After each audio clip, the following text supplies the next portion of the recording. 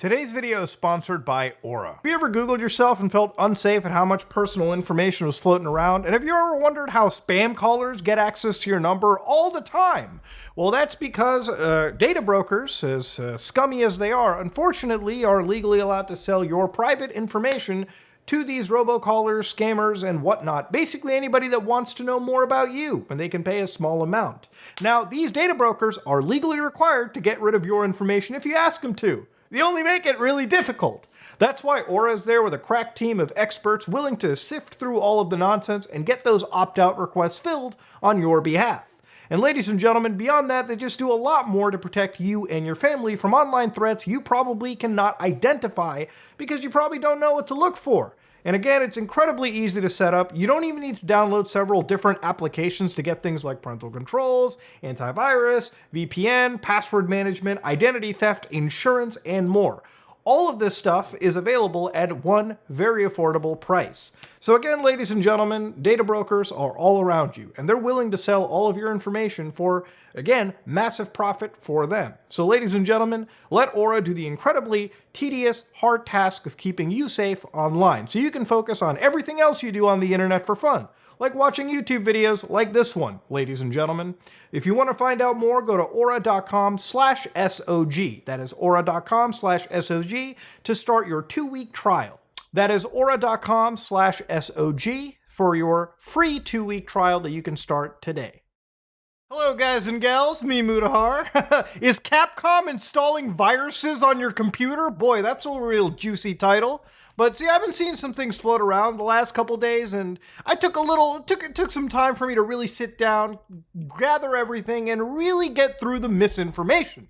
Now, you might have seen glaring posts like this. DRM Enigma gave 34 virus positive. Capcom started to add DRM to their old games. All behind this company is so shady. It's developed by a Russian company with no name or address and sold through a website which domain name was paid for through a front based in Moscow, Russia. Capcom has a history of deceptively installing malware in people's computers. Don't play any game with this DMR. So yeah, that's a pretty serious claim. And of course, they showed images of, virus total with a application known as GameServer.exe, literally tripping almost everything in the antivirus index. Well, at least half of it, 34 out of 69, close. Now the evidence here came from one Steam user known as Lukaself, who said it's a middleware developed by a Russian company. We've already read everything.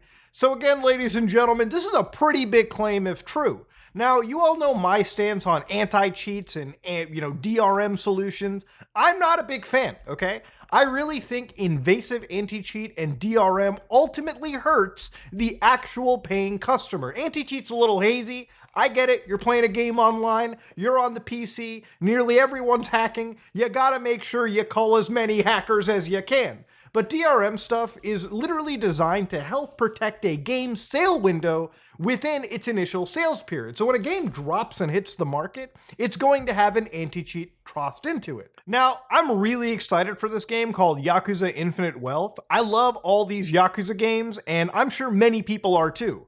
And one of the reasons why I dislike some aspects of PC gaming is, even though this is a brand new game, and you pay for it on Steam, it still is bundled with a third-party DRM called Denuvo. Now, there's been a lot of misinformation and hatred towards Denuvo, which, don't get me wrong, I don't like Denuvo either, but throughout the years, there's been many claims of apparently it destroying SSDs, killing game performance, in amongst various other things. The reality is every implementation of this third-party DRM is different, and the way that it affects your system can be different. It also depends on what your system's makeup is. Remember, there's a ton of different potential combinations of PC builds out there. Games react differently to each and every single build. Some hardware setups can cause more issues than others. But again, let's whittle things back, okay? We'll get to that topic once again. So when I looked at this DRM, it made me wonder, maybe I should download these old Capcom games and check out where the malware is. Now, of course, one of the big publications said Capcom adds new DRMs to old PC games, raising worries over mods, and they actually listed Resident Evil Revelations. So I decided maybe I'm going to fire up Steam and see what Resident Evil Revelations is doing. All right, let's check. Oh, regarding the update. Wait, due to an issue observed, we have reverted the corresponding update. Ah, this actually did cause an issue. And if you look at the old community hub for it, you can see that there were people complaining about the DRM. There's a lot of negative posts over here. And some of the big complaints was it did kill certain mods. Mods like ultra-wide support, which I don't deny, especially when it comes to like DRM technology like this that's designed to prevent you from, circumventing the game or obfuscating the game's executable file. I'm sure memory-based hacks where they literally enable ultra-wide technologies would probably be the first things to start getting some issues. For instance, if you ever have an ultra-wide monitor, which is far more field of view than you would get with a standard 16:9, what you can do is download software like Flawless Widescreen and play games that typically would have black bars on a big ultra-wide display and just view more of the game world than you initially could. So if those type of mods are getting hit, it makes some sense, especially if the DRM is what they claim, the Enigma Protector. Now, the Enigma Protector, I'm not joking with you, this is the actual website for the Enigma Protector. So the Enigma Protector, which is their software protection, is a professional system for licensing and protecting executable files for Windows. The Enigma Protector is an essential tool for every developer of commercial software and shareware for Windows. I haven't heard the term shareware in 15, 16 goddamn years? You look at this website right now and it almost feels like one of those scammy websites out there. Like, it has this real old school vibe to it. Feels kind of dirty. But of course, what they say is the Enigma Protector includes a wide range of unique features aimed at protecting executable files from illegal copying, hacking, modification, and analysis. All supported formats include almost all types of 32 and 64-bit executable files. So yeah, this is literally designed to make your software resistant to cracking and thus will increase your sales. The use of attack-proof crypto algorithms for registration key generation will make it impossible for others to reconstruct and reproduce the registration key generator for your software. Various methods of code obfuscation, mutation, and virtualization will help protect your application from hacking. So yeah, clearly they want to prevent people from cracking applications. And what really is weird is for a game as old as Resident Evil Revelations, okay, a game that came out over a decade ago, the fact that we are now jumping in and trying to add DRM protection on something that old is so weird from Capcom. The question that can be asked is, why would Capcom decide to add DRM to a game this fucking old that's already been cracked? So this isn't just Resident Evil Revelations. There have been other games where this DRM has slowly been added to. Now, there have been other games that have had their DRM added, games like Mega Man Zero ZX Legacy Collection, that have been at least confirmed to be Resident Evil 5, Mega Man Battle Network Legacy Collection Volume 1 and 2, which was added after they removed de novo. Usually after a game has been out for a while, DRM eventually gets removed because, again, it's there to protect the initial sales period, especially for PC games. In Resident Evil 5's case, they actually added this DRM sometime in 2023, around 28th of February. They actually added what appeared to be the Enigma Protector in that game. So a lot of these games that are being listed aren't exactly just new. They didn't all do this in the last few days. So how do you know that Enigma Protector has been added and tainting your game right now? How do you know you have this potential Russian malware sitting in your system? So if you notice right here, I've got 2 Resident Evil games installed, 5 and 6. 5 is one of my favorite games, but that's besides the point. What you do is you actually go to Browse Local Files, and if you actually look carefully over here, you can see that you've got the launchable file of the video game right here. RE5DX9 is the file, the actual executable file of the game. So using a hex editor like HXD if you're on Windows, or Bless if you're on Linux, you can drag this bastard right in here, and you'll notice, whoa, how do I decipher this? If you do Control F and search for a Enigma text string, then as soon as you hit OK, you'll find that, whoa, this actually has Enigma Protector 1.0 dropped in here. Enigma Protector. So this is to show you that this exists within this game. Now, if I actually open up Resident Evil 6, for instance, let's see if this has Enigma Protector tossed in. So as again, HXD, drop the actual file in, Control F, Enigma. You'll find out in this case, they don't have Enigma for Resident Evil 6, which makes one of the initial posts about this blatant misinformation. Again, it's certain Capcom games that have this stuff put into it.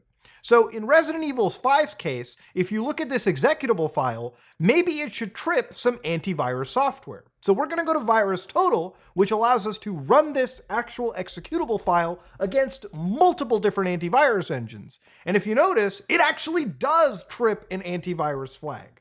So for instance, Resident Evil 5 DX9.exe trips one antivirus engine out of 68. That one happens to be VBA32, where it says this file contains bscope, trojan, sapsic.fl. Now, to understand, antivirus software is not magic.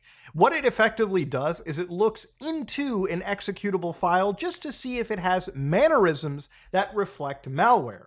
In the case of video games that contain DRM, software that is designed to obfuscate, to hide its activity, and also scan and analyze your system in some capacity, has all the hallmarks of malware written inside of it.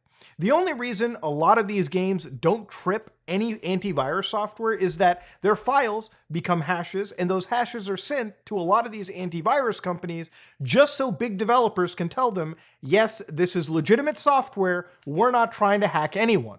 So usually the stuff that trips antivirus engines are software that hasn't been whitelisted and exhibits characteristics of malware.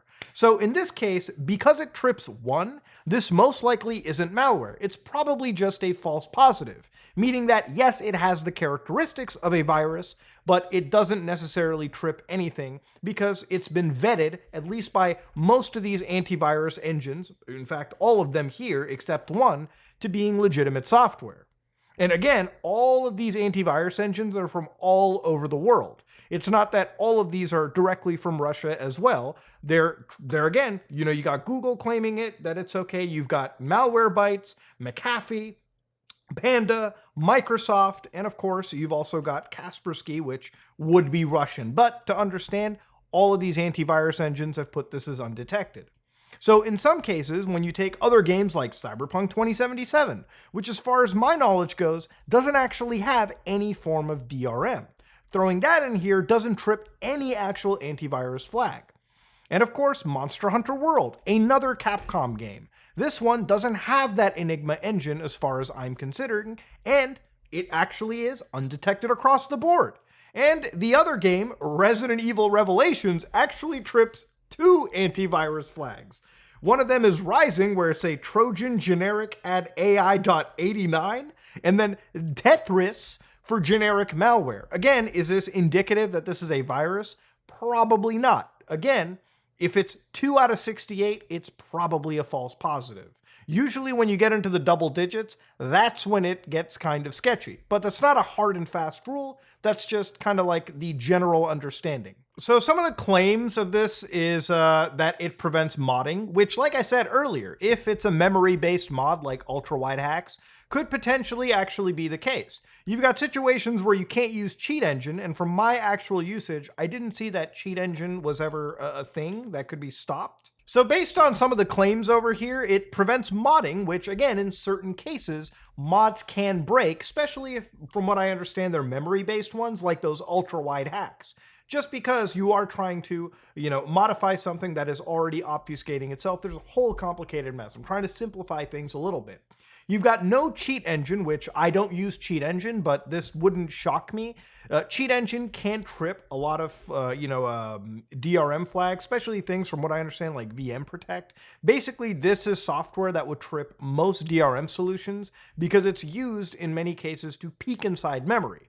Now, the reason why people use cheat engine is so that they can cheat in currency into things like single-player titles. I don't think it mostly works for multiplayer stuff because a lot of those things are server-side checks. But for, let's say you're playing something like Grand Theft Auto 5 and you're playing the single player and you wanted like $100 million, you can just cheat engine your character in the game $100 million by finding out the memory value of your money and just modifying it right there.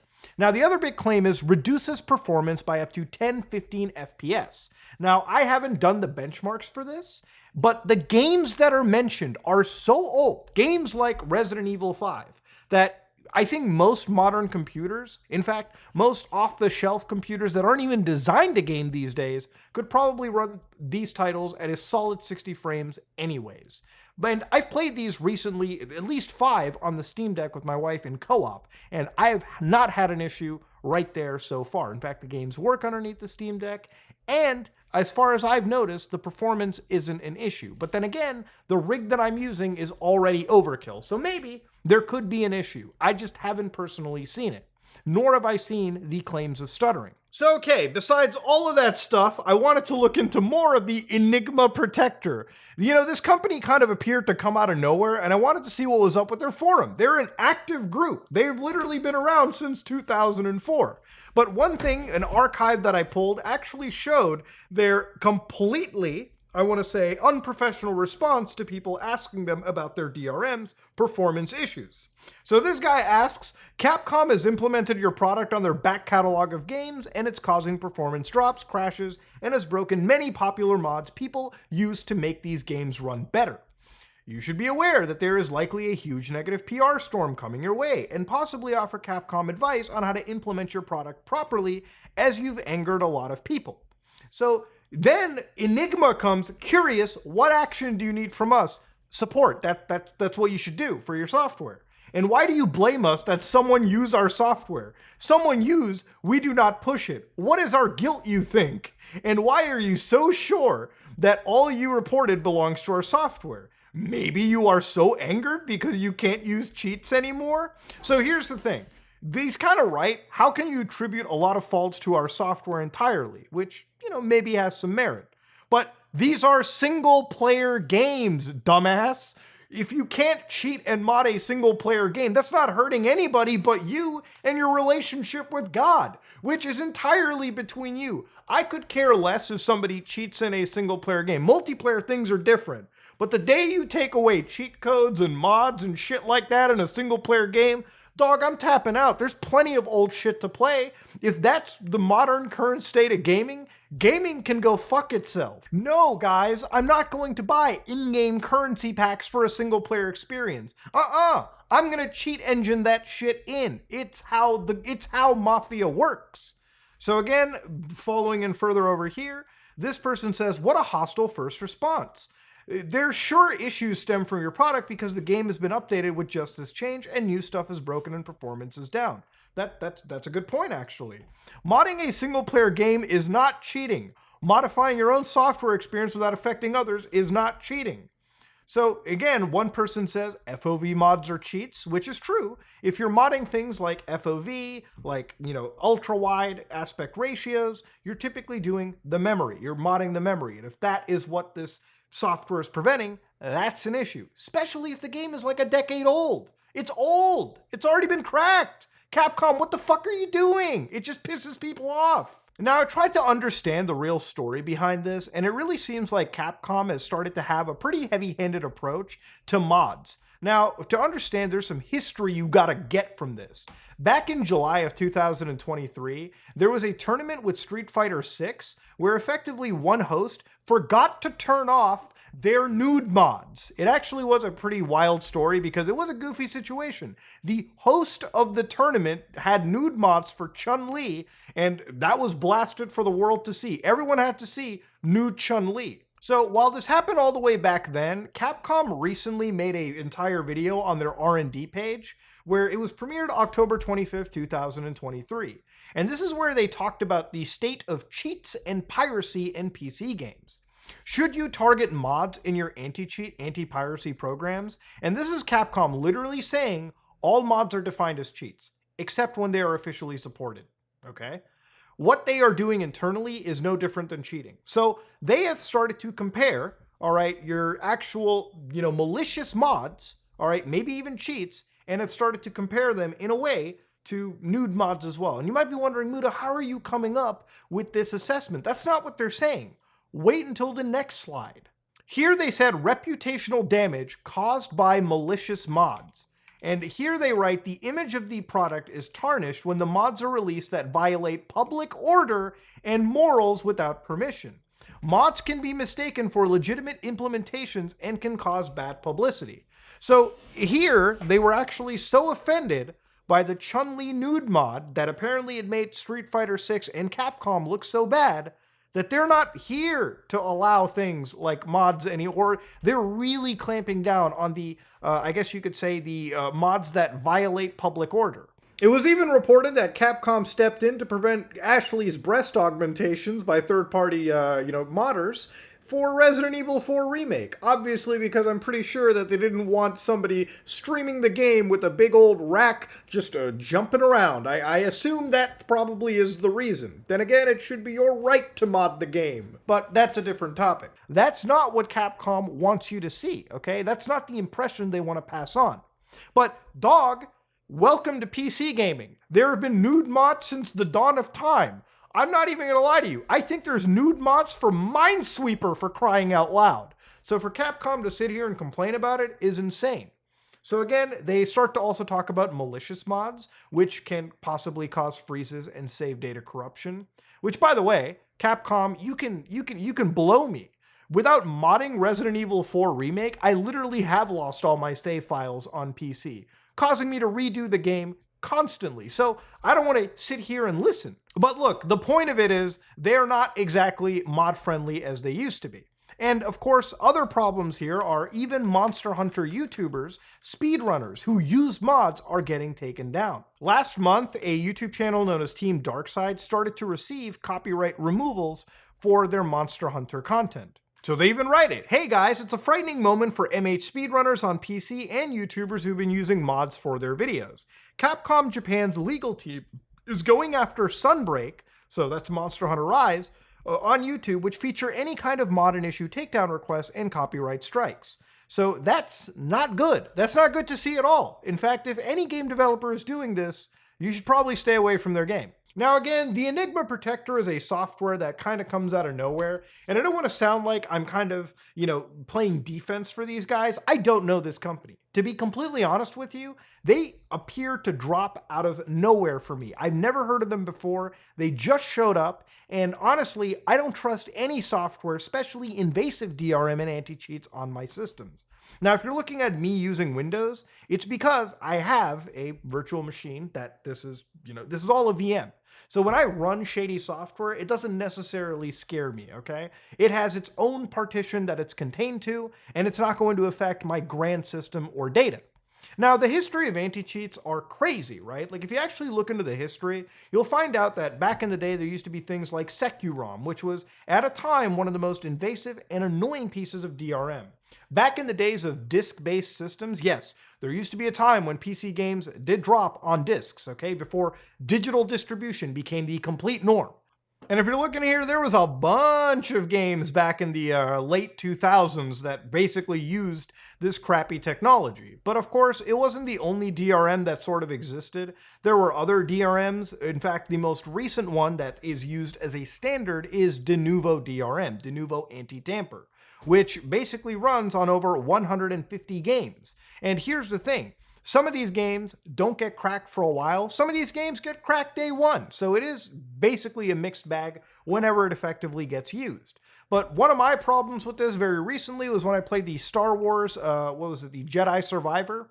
Literally played it on 2 different systems, got locked out for 24 hours. Because yes, we live in a world where DRM can lock a paying user out of their game if, God forbid, they run it on too many different systems, okay? Now, the whole thing about this is to answer the question, is Capcom installing malware on our systems? It would depend on how your definition of malware is. Based on my personal assessments, I do consider software like this to be malware and malicious. Software that can sit, scan, and obfuscate itself is software that I just never trust. Now, is this on the same vein as like a ransomware software or something that is directly spying on you? There is no evidence at the moment to confirm that. However, if you feel unsafe with this kind of software, don't play these kind of games. In fact, the fact that these games are getting review bombed is totally A-okay. And I think the larger story here is Capcom is, in some ways, still a shitty company. Okay? You can't release a game a decade ago, all right? And all of a sudden, out of nowhere, okay, literally nowhere in some cases, you implement this dog shit antivirus software, which, by the way, the only reason they picked this one up is if you actually go and look at the pricing for this, you'll see that the commercial license for this is like $400. I mean, this is literally why Capcom picked it up. A multi-billion-dollar company literally went to the lowest common denominator of protection software and decided to source them out. Like, that's all they could care about. That's literally as much money as they wanted to muster to protect their game. And again, these games have already been cracked. So why is it that you are punishing paid users, people that buy your games on Steam, now are forced to sit with this dog shit software, when those who pirate your game have a better experience? They can run all the mods, okay? Even the ones that this appears to be breaking. If this does cause performance issues, then hackers, pirators can play those games at a better capacity than people who legitimately buy stuff. Look, DRM will always be software that harms the paying user. But hey, look, this is the world of PC gaming. And honestly, console games kind of have this stuff too, except in a console's case, performance isn't usually a loss factor. But that being said, ladies and gentlemen, this is me, Mutahar, and yeah, I wanted to talk about this, get a little bit nerdy, but if you like what you saw, please like, comment, and subscribe. Dislike it if you dislike it. I am out.